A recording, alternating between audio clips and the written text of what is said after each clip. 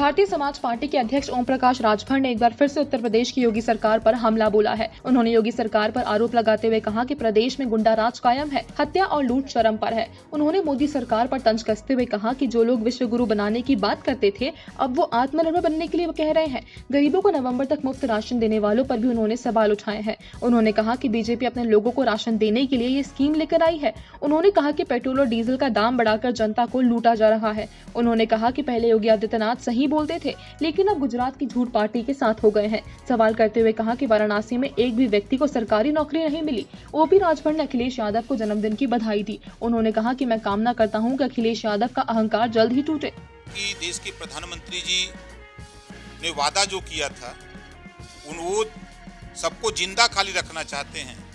नौजवान को रोजगार चाहिए, शिक्षा चाहिए, स्वास्थ्य चाहिए, उस पे उनका कोई बयान नहीं है। चीन भारत में घुस करके हमला करता, उस पे कोई बयान नहीं है। भारत की जीडीपी जमीन में चली गई, माइनस पॉइंट में है, उस पे कोई चर्चा नहीं है। खाली चर्चा है कि हम राशन दे रहे हैं, आप खाओ और जिंदा रहो। सरकार द्वारा बढ़ाए जा रहे पेट्रोल और डीजल के दाम को लेकर कांग्रेस पार्टी के कार्यकर्ताओं ने अभियान छेड़ रखा है। पूरे प्रदेश में तहसीलों में धरना प्रदर्शन किया जा रहा है। इसी कड़ी में बुधवार को वाराणसी के सदर तहसील में भी कांग्रेस के महानगर अध्यक्ष राघवेंद्र चौबे की अगुवाई में धरना प्रदर्शन किया गया। इस मौके पर राघवेंद्र चौबे ने कहा कि केंद्र सरकार की गलत नीतियों के कारण देश की गरीब जनता महंगाई के बोझ तले दबती जा रही है। हम देश की जनता के लिए लगातार आवाज उठाते रहेंगे और ये काम तब तक जारी रखेंगे जब तक पेट्रोल और डीजल के दाम में गिरावट नहीं हो जाती। जनता देख रही है कि आज इस कठिन दौर में उनकी आवाज़ कौन उठा रहा है, उनकी लड़ाई कौन लड़ रहा है और किससे लड़ रहा है और किस तरीके से लड़ रहा है, सब कुछ जनता देख रही है। जनता का निर्णय आने वाले दिनों में आप देखिएगा कि निश्चित रूप से उनके हितगर में ही वो अपने हितों को ध्यान में रखते हुए निर्णय लेने का कार्य करेंगे।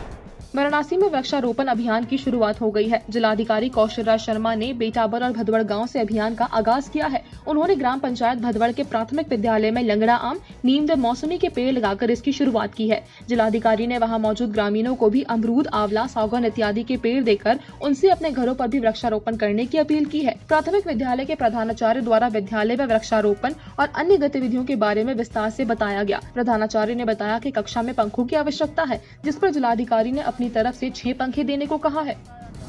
समाजवादी पार्टी आज अपने राष्ट्रीय अध्यक्ष अखिलेश यादव का 47वां जन्मदिन धूमधाम से मना रही है। सुबह से पार्टी के कार्यकर्ता जन्मदिन मनाने के लिए घरों से निकले।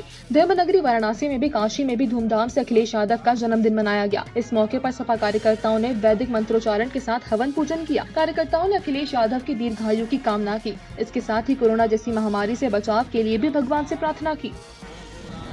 उत्तर प्रदेश के पूर्व उप मुख्यमंत्री और समाजवादी पार्टी के राष्ट्रीय अध्यक्ष अखिलेश यादव का 47वां जन्मदिन धूमधाम के साथ मनाया गया। इस मौके पर समाजवादी पार्टी द्वारा शहर के विभिन्न इलाकों में केक काटकर जन्मदिन मनाया गया। इस अवसर पर शिवपुर विधानसभा के पूर्व प्रत्याशी आनंद मोहन कुड्डू के नेतृत्व में दर्जनों समाजवादी पार्टी के कार्यकर्ताओं द्वारा रक्तदान किया गया। तो वहीं अखिलेश यादव के ड्रीम प्रोजेक्ट वरुणा कॉरिडोर पर वृक्षारोपण का कार्य किया गया। सपा कार्यकर्ताओं ने गरीब और निराश्रित परिवारों के बीच राशन व फल बांटा। समाजवादी पार्टी के कार्यकर्ताओं ने बाबा विश्वनाथ से अखिलेश यादव की दीर्घायु की कामना की।